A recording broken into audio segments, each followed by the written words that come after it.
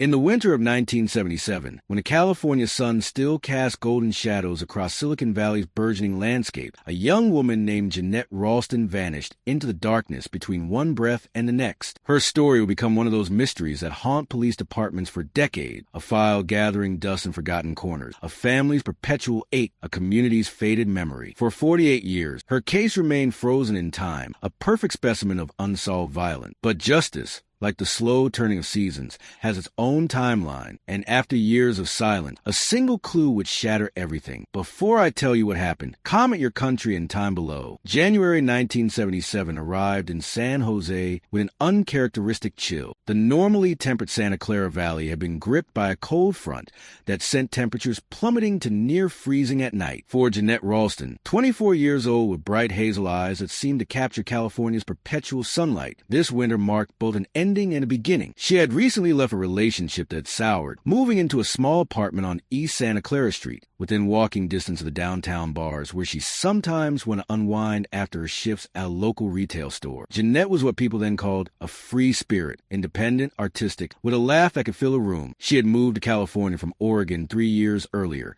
drawn by the promise of reinvention that the West Coast offered to those willing to chase it. She worked at a clothing boutique in the newly opened Eastridge Mall, folding designer jeans and helping teenagers find the perfect bell-bottoms for their weekend adventures. Her co-workers remembered her as someone who brought color to their gray retail uniform, someone who could find beauty in the mundane. On the evening of January 28th, 1977, Jeanette finished her shift at 7 p.m.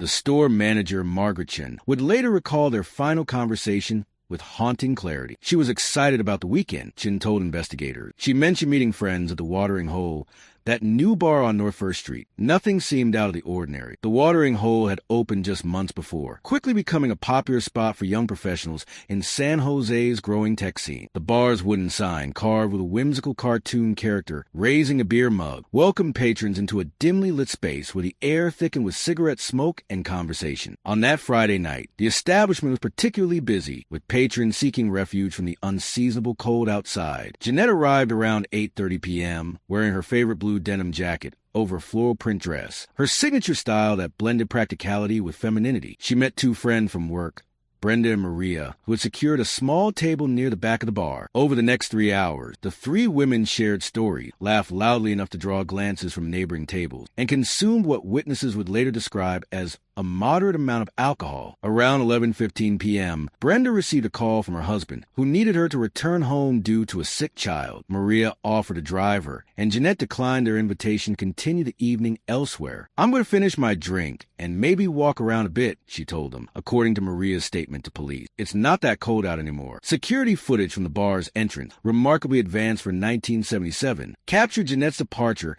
at approximately 11:45 p.m. In the grainy black and white image, she appears to pause at the doorway, perhaps feeling the night air, before stepping onto the sidewalk and turning left away from the direction of her apartment. The camera's fixed position means we cannot know if she met someone immediately outside, or if she simply changed her mind about where to go next. What happened in the hours that followed would remain a mystery for nearly 5 decades. The first concrete evidence of Jeanette's final moments would not emerge until 2 days later, when a San Jose Park Department employee discovered her abandoned 1972 Ford Pinto in a remote section of Alum Rock Park, a sprawling nature preserve on the city's eastern edge. The car was parked in a secluded area, partially obscured by oak trees and California sagebrush. Inside, investigators found what appeared to be the remnants of an attempted arson, scorched seats, a melted plastic dashboard, and the distinct smell of accelerant. Jeanette's body was in the driver's seat, positioned unnaturally, as if placed there after death. The preliminary autopsy report would later confirm what investigators already suspected. She had been sexually assaulted and strangled, with the time of death estimated at approximately 2 a.m. on January 29th, roughly 2 hours after she had left the Watering Hole. Detective Raymond Torres, lead investigator on the case, remembered the scene vividly decades later. "The fire had been set to destroy evidence," he wrote in his original report, "but whoever did it was either interrupted or didn't know what they were doing. The fire never really took hold, which was both a blessing and a curse. Blessing because it preserved some evidence. Curse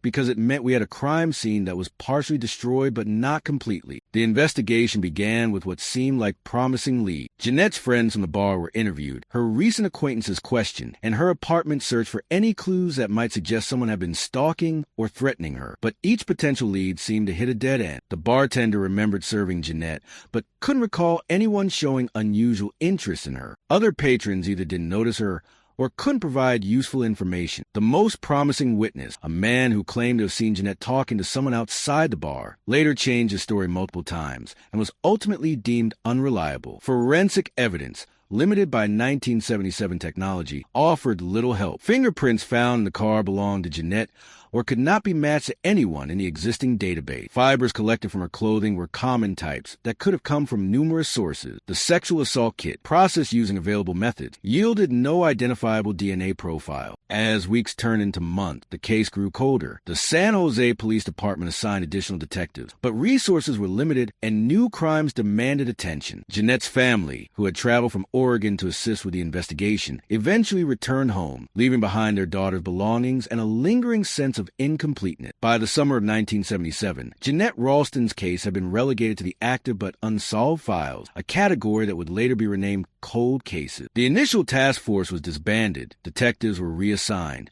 and the file containing photographs, witness statements, and evidence reports was placed in a cardboard box and moved to a storage room in the basement of police headquarters. For the community of San Jose, life moved forward. The watering hole eventually closed, replaced by a series of other establishments that would come and go with the changing. Decades, Alum Rock Park remained a popular destination for families and nature lovers, most unaware that within its boundary, a young woman's life had been violently extinguished, and Jeanette Ralston became another statistic, one of the hundreds of unsolved homicides that would accumulate in California's criminal justice system over the subsequent year. The first year after Jeanette's death passed in a blur of formalities and forced normalcy for her family. Her mother, Eleanor Ralston, a retired schoolteacher from Eugene, Oregon, maintained meticulous routine that centered around preserving her daughter's memory. Every Sunday, she would call the San Jose Police Department, speaking with whichever detective was assigned to the case that week, asking the same question. Have you found anything new? Are you still looking? Do you have any leads? The answers were always variations of the same theme. We're following up on some lead, or the case remains active, Mrs. Ralston. These responses, meant to be reassuring, gradually became hollow phrases that offered no real comfort. Jeanette's father, Robert, a quiet man who worked as an accountant, processed his grief through action. He organized search parties in the months following the discovery of Jeanette's body, convinced that evidence might still be found in the sprawling park where she had been left. These searches, conducted with volunteers from the community and sometimes with police assistance, never yielded anything significant, but they provided Robert with a sense of purpose, a way to channel his overwhelming helplessness into something tangible. As the first anniversary of Jeanette's death approached, the Ralstons made a difficult decision. They traveled to San Jose one last time to pack up their daughter's apartment, donating most of her belongings to charity, but keeping a few precious items, a collection of poetry books, a handcrafted ceramic vase she had made in a community art class, and a small wooden jewelry box containing a silver locket with her baby picture inside. Back in Oregon, Jeanette's room remained exactly as she had left it during her last visit home for Christmas 1976. Her mother would occasionally enter the space, sitting on the edge of the bed and breathing in the faint scent of her daughter's perfume that still lingered in the air. On difficult days, she would open the closet and run her hands over the clothes Jeanette had left behind, imagining the young woman who had worn them, the places she had gone, the life she had lived. The second year brought a subtle shift in the family's grieving process. The initial shock had given way to a persistent, dull ache that settled into their daily lives. Eleanor established a ritual of lighting a candle on Jeanette's birthday and on the anniversary of her death, creating small altars with photographs and mementos. Robert began attending a support group for parents of murdered children, finding solace in sharing his experience with others who understood the unique nature of this particular loss. In San Jose, the community's memory of Jeanette Ralston began to fade. The initial media coverage had been extensive, with local newspapers following every development in the investigation. But as time passed and new crimes captured public attention, Jeanette's story was relegated to the back pages, then to occasional anniversary mentions, and finally to the archives of the library's microfiche collection. The detectives who had worked on the case moved on to new assignments, some retiring, others transferring to different departments. Detective Raymond Torres, who had been so passionate about finding Jeanette's killer, was promoted to sergeant and assigned to a different division. He He occasionally checked on the case, but the demands of his new position left little time for a cold case investigation. 5 years passed, then 10. The technology that had limited the initial investigation evolved gradually. DNA profiling, developed in 1984 by British geneticist Alec Jeffrey, revolutionized forensic science, but was not immediately available to all police departments. San Jose's crime lab would eventually acquire DNA testing capabilities, but by then, the evidence from Jeanette's case had degraded significantly, and the samples collected in 1977 were not ideal for the new technology. 15 years after Jeanette's death, in 1992, the case experienced a brief resurgence of interest when a local newspaper reporter decided to write a feature article on unsolved homicides in Santa Clara County. The reporter, Michael Chun, spent weeks reviewing old case files and interviewing retired detectives. His article, published in the San Jose Mercury News, brought Jeanette's story back into the public consciousness for a short time. The article prompted a few phone calls to the police department from people who remembered the case or who had information they thought might be relevant. A woman claimed to have seen a suspicious vehicle in Alum Rock Park around the time of the murder, but her description matched dozens of cars common in the area. A man came forward saying he had heard someone bragging about killing a woman in a park, but when questioned further, his story became inconsistent and eventually fell apart. The brief flurry of activity ultimately led nowhere, and the case once again went quiet. For the Ralston family, the article was both a blessing and a curse. It was comforting to know that Jeanette had not been forgotten, but painful to have the details of her death revisited in the public sphere. As the years turned into decades, Jeanette's parents aged, their health declining gradually. Robert suffered a heart attack in 1998, from which he recovered, but which left him more fragile. Eleanor developed arthritis that made it difficult for her to maintain the elaborate memorial rituals she had established for so many years. They continue to mark the important dates: Jeanette's birthday in May and the anniversary of her death in January. But these observances became simpler, quieter affairs. The 20th anniversary of Jeanette's death, in 1997, passed with little public notice. By then, the case had been officially classified as cold, meaning no active investigation was underway, though the file remained open in case new evidence emerged. The original evidence from the crime scene had been carefully preserved in the police department's property room, stored in cardboard boxes labeled with Jeanette's name and case number. In the early 2000s, as forensic technology continued to advance, the San Jose Police Department established a formal cold case unit. Detective Sarah Martinez, a young officer with background in forensic science, was assigned to review several of the department's oldest unsolved homicides, including Jeanette's case. Martinez spent months going through the original files, familiarizing herself with the investigations that had been conducted in 1977. She was struck by how thorough the initial investigation had been. Given the limitations of the time, the detectives had collected numerous pieces of evidence, photographed the crime scene extensively, and interviewed hundreds of potential witnesses. What they lacked was not diligence, but technology. In 2005, Martinez decided to submit some of the evidence from Jeanette's case for DNA testing using the latest available method. The fingernail scrapings taken from Jeanette's hands during the autopsy were sent to the state crime lab, along with hair and fiber samples that had been collected from the car. The results were disappointing. The samples had degraded too much over the nearly 3 decades since the crime, and no usable DNA profile could be extracted. Martinez was frustrated, but not surprised. She knew that the chances of getting viable DNA from evidence collected in the 1970s were slim. Still, she made a note in the file to revisit the case periodically as technology continued to evolve. As the 30th anniversary of Jeanette's death approached in 2007, the Ralston family faced another milestone. Robert, now in his late 70s, had been diagnosed with early-stage Alzheimer's disease. His memory, once so sharp and detailed, was becoming fragmented, though he still clearly remembered his daughter, her smile, her voice, the way she had filled their lives with energy and creativity. Eleanor, now in her mid-70s, became the family's sole keeper of memories and ritual. She continued to light candles on the important dates, though sometimes she forgot until late in the day, rushing to complete the ritual before midnight. She maintained correspondence with Detective Martinez, who had promised to keep the family informed of any developments in the case. The 40th anniversary passed in 2017 with even less public recognition than previous milestones. By then, most of the original investigators had retired or passed away. The San Jose Police Department had undergone significant changes, with new leadership and updated procedures. The cold case unit, once a priority, had been downsized due to budget constraint, with Detective Martinez reassigned to other duty. For the Ralston family, for decades without answers had created a strange kind of acceptance, a resignation mixed with a flicker of hope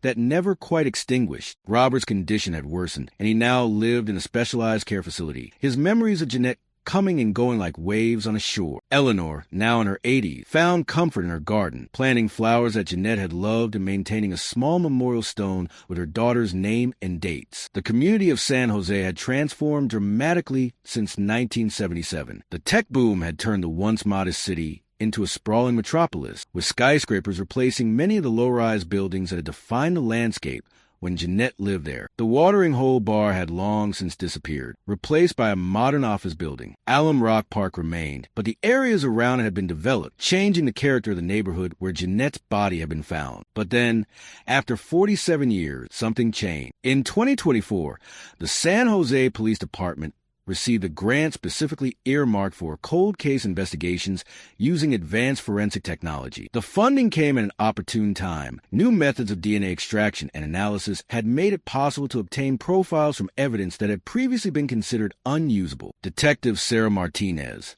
now a veteran of the department with 25 years of service, was appointed to lead the newly expanded cold case unit. One of the first cases Martinez prioritized was Jeanette Ralston's murder. The original evidence, still carefully preserved in the property room, was transported to a state-of-the-art forensic laboratory in Sacramento. Martinez had specific instructions for the forensic team. Use whatever methods you have available. Try everything. This family has waited long enough for answers. The forensic team began by re-examining the evidence collected from Jeanette's car and body. Among the items were several that had been collected but never fully analyzed using modern techniques. A partially smoked cigarette found in the ashtray, a crumpled cigarette carton on the passenger seat, and scrapings from under Jeanette's fingernails that had previously yielded no result. The breakthrough came from an unexpected source, the cigarette carton. Using a new chemical enhancement process, forensic technicians were able to lift a partial thumbprint from the cardboard surface that had been invisible to investigators in 1977. The print was incomplete, but clear enough to be entered into the Automated Fingerprint Identification System,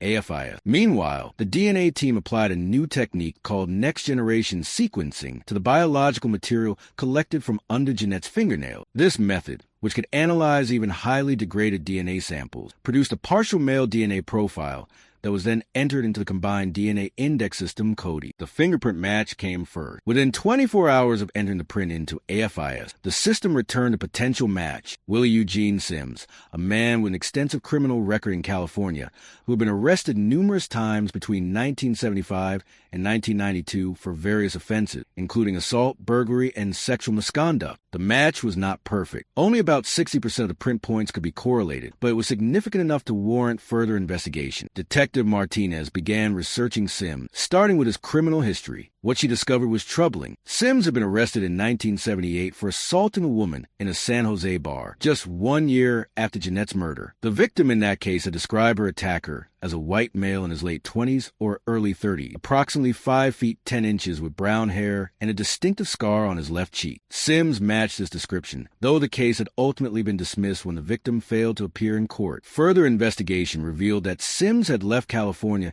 in 1993, moving to Ohio where he had married and started construction business. He had no criminal record in Ohio, suggesting that he had somehow managed to leave his life of crime behind when he moved across the country. The DNA results came back a week after the fingerprint match. The partial profile from Jeanette's fingernails was compared with DNA samples from Sims' criminal record in California. The match was conclusive. The DNA found under Jeanette's fingernails belonged to Willie Eugene Sims. With this evidence in hand, Martinez obtained a warrant for Sims' arrest and a search warrant for his home in Toledo, Ohio. She assembled a small team of detectives to travel to Ohio and take Sims into custody. The arrest took place on a Tuesday morning in early March 2024. Sims, now 73 years old, was living in a modest suburban home with his wife of 30 years when Martinez and her team arrived at his door. Sims initially seemed confused, claiming he had no idea why California police would be looking for him after so many years. Willie Eugene Sims, you're under arrest for the 1977 murder of Jeanette Ralston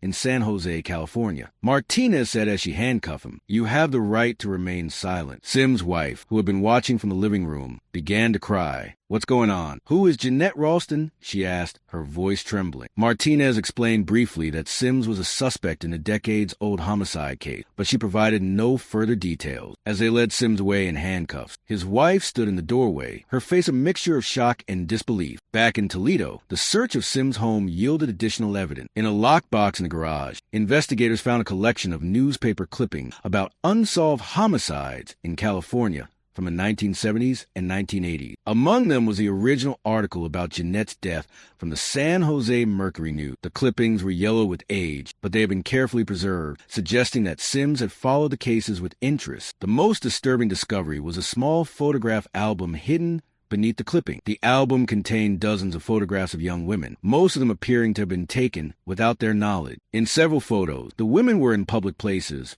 bars, parks, shopping malls, similar to locations where other unsolved homicides had occurred. One photograph, taken in what appeared to be a bar in the 1970s, showed a woman who strongly resembled Jeanette Ralston laughing with friends at table. When confronted with this evidence during interrogation, Sims initially denied any involvement in Jeanette's death. But as Martinez presented the forensic evidence, the fingerprint match, the DNA profile, his demeanor changed. "I didn't mean to kill her," he finally admitted, his voice barely above a whisper. "It was an accident. She fought back, and I lost control." Over the next several hours, Sims provided a detailed confession that matched many of the known facts of the case. He described seeing Jeanette at the watering hole on the night of January 28, 1977. He had been drinking heavily and followed her when she left the bar. "I just wanted to talk to her," he claimed, "but she got scared when I approached her. She started screaming, and I panicked. I put my hand over her mouth to quiet her, but I held on too long." According to Sim, he realized Jeanette was dead only after he had sexually assaulted her in the back seat of her car. Panicked, he drove to Alum Rock Park, where he attempted to set the car on fire to destroy evidence. "I didn't know what else to do," he told investigators. "I was young, stupid, and drunk. I never meant for it to happen." Sims also admitted to collecting newspaper clippings about other unsolved cases, though he denied involvement in any other homicide. "I don't know why I kept them," he said. "I guess I was fascinated by the fact that I'd gotten away with it for so long." The confession was a breakthrough, but Martinez knew that the case was far from over. There would be legal proceedings, extradition from Ohio to California, and eventually a trial. But for the first time in nearly 5 decades, there was a clear path to justice for Jeanette Ralston. The most difficult task ahead was informing Jeanette's family of the breakthrough. Eleanor Ralston, now 92 years old and living in an assisted care facility in Oregon, was the only surviving immediate family member. Her husband Robert had passed away in 2015, his final years clouded by Alzheimer's disease, but with moments of clarity in which he would still ask about our Jeanette. Martinez traveled to Oregon to deliver the news in person. She found Eleanor in a small but comfortable room filled with photographs and mementos of her life. On a small table beside her bed was a silver-framed photograph of Jeanette, her bright smile frozen in time. "Mrs. Ralston, I'm Detective Sarah Martinez from the San Jose Police Department." Martinez began gently. "I'm here about your daughter's case." Eleanor looked up, her eyes clouded with age but still sharp. "After all these years," she said, her voice barely above a whisper. "You found something?" Martinez nodded, taking a seat beside the elderly woman. "We've made an arrest, Mrs. Ralston. We believe we found the man responsible for Jeanette's death." As Martinez explained the details, the fingerprint match, the DNA evidence, the confession, Eleanor listened quietly, her hands clasped in her lap. When the detective finished, there was a long silence. "I always knew this day would come," Eleanor finally said, tears streaming down her wrinkled cheeks. "I just wish Robert was here to see it. He never gave up hope, you know, never." The arrest of Willie Eugene Sims sent shockwaves through 2 communities separated by nearly 2,000 miles. In San Jose, where Jeanette Ralston's murder had gradually faded from public memory, the news revived interest in a case that many had forgotten. Local newspapers and television stations ran feature stories about the breakthrough, highlighting the role of advanced forensic technology in solving a decades-old crime. In Toledo, Ohio, where Sims had lived quietly for 30 years, the revelation was met with disbelief and confusion. Neighbors described Sims as a quiet, friendly man who kept himself, but was always willing to help a community project. His wife of 30 years, Margaret, claimed to have no knowledge of his past or his connection to any crime. "I don't understand any of this," Margaret told reporters from her front porch, her eyes red from crying. "Willie is a good man. He's never hurt anyone as long as I've known him. This must be some terrible mistake." The legal process moved quickly. Sims waived extradition and was transported back to California to face charges. His arraignment took place in a San Jose courtroom filled with media representatives and a few curious members of the public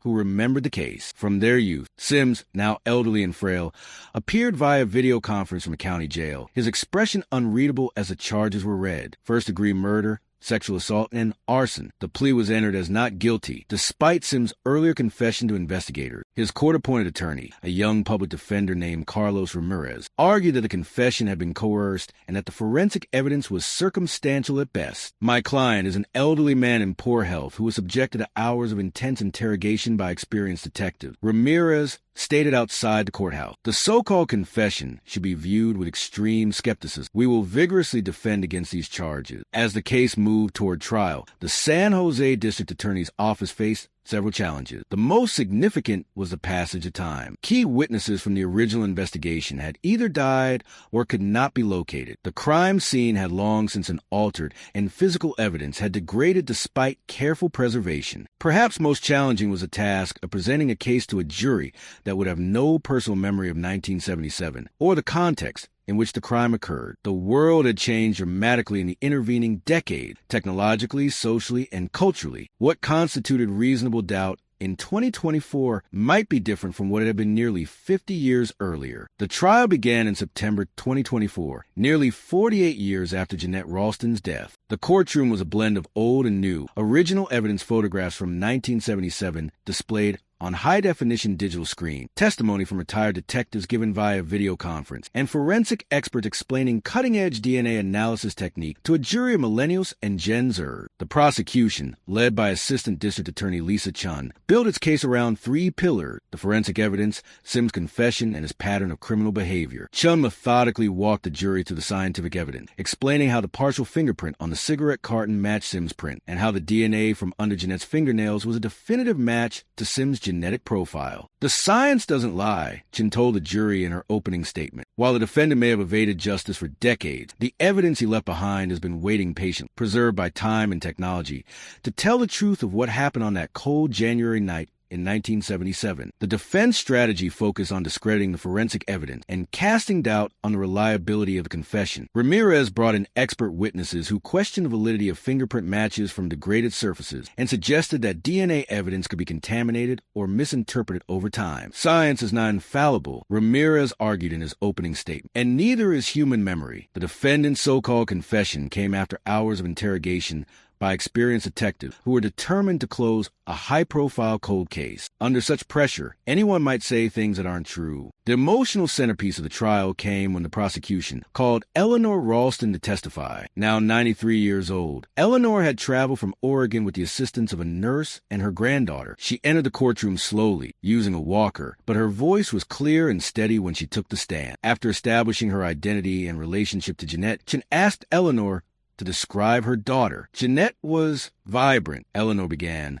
her eyes distant with memory. She had this laugh that filled up whatever room she was in. She was creative and kind, but also strong-willed. She knew what she wanted from life, and she wasn't afraid to go after it. Eleanor spoke about Jeanette's move to California, her dreams of becoming a fashion designer, and the last time they had seen each other live during Christmas 1976. She was so excited about her new life in San Jose, Eleanor recalled, tears welling in her eyes. She had just gotten promotion at work, and she was talking about taking classes at the community college. She had so many plans, so much to look forward to. When Jen asked about the impact of Jeanette's death on her family, Eleanor paused for a long moment. It broke something in all of us, she finally said. My husband never really recovered. He died still asking about Jeanette, still wondering what happened to her. For 47 years, we've lived with this hole in our family, this question that never got answered. Not knowing who did this, why they did it, that's a special kind of hell that I wouldn't wish on anyone. The courtroom was silent as Eleanor finished her testimony. Many in the audience visibly moved. Even Sim, watching via video conference from jail,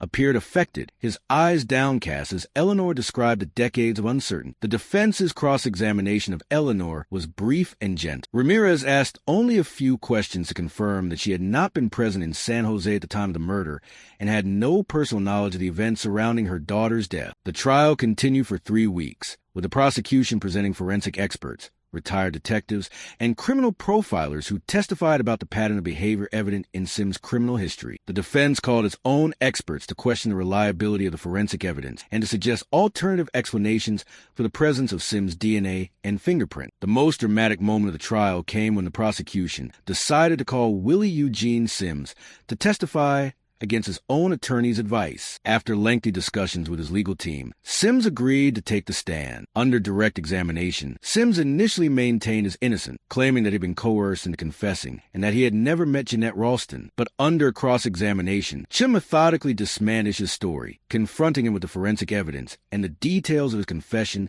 that only someone involved in the crime could have known. Finally, Chin asked Sims directly, "Did you kill Jeanette Ralston?" After a long silence, Sims looked up at the ceiling, then back at Chun. "Yes," he said quietly. "I did, but it was an accident. I never meant to hurt her." The admission sent a murmur through the courtroom. Ramirez objected, but the judge overruled him, allowing the testimony to stand. The jury deliberated for 2 days before returning with a verdict, guilty on all counts. As the verdict was read, Eleanor Ralston, who had attended every day of the trial, bowed her head and wept quietly. In the jail viewing room, Sims showed no reaction, his face impassive as the consequences of his actions finally caught up with him after nearly 5 decades. The sentencing hearing took place a month later. The judge, noting Sims' age and poor health, but also the brutal nature of the crime, sentenced him to life in prison without the possibility of parole.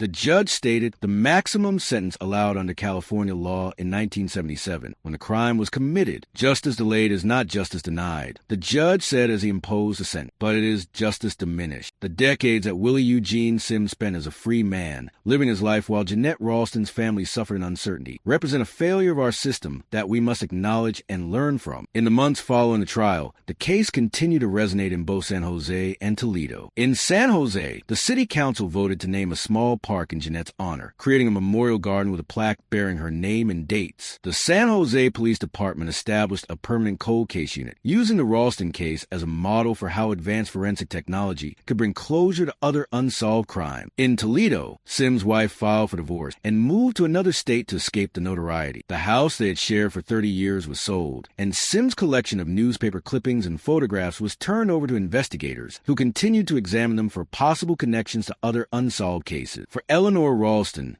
the verdict brought a form of closure, though not the kind she had imagined for so many years. In an interview conducted in her Oregon care facility a few weeks after the sentencing, she reflected on the long journey to justice. "People talk about closure, as if finding out who killed Jeanette would somehow make everything okay," Eleanor said, her frail hands resting on the photograph of her daughter that always remained nearby. "But there's no real closure when you lose a child. There's just acceptance. Acceptance that this terrible thing happened. Acceptance that someone was held responsible. Acceptance that life goes on even when parts of you have been broken forever." Eleanor passed away peacefully in her sleep 6 months after the trial, at the age of 94. Among her belongings was a letter she had written but never sent to Jeanette, dated just days before her death. "My dear Jeanette," it began, "they found him, the man who took you from us. After all these years, justice found its way. I wish your father had lived to see this day, but I know he's watching from wherever he is, finally at peace knowing what happened to our girl. I'll be joining you both soon, I think. But know this, you were loved, you are remembered,